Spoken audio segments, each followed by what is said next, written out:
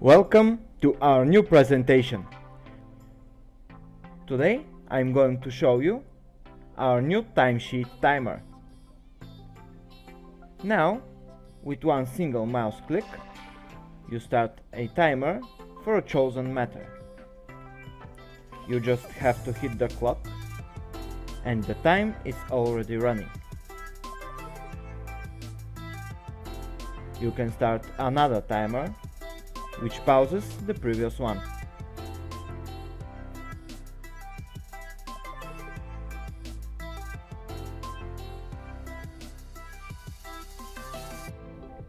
When you click Save, new billing form appears with already inputted client, matter and time.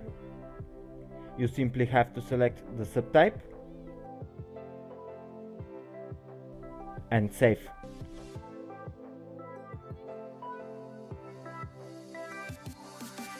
I'm sure you'll find it useful. Thanks for watching and see you soon.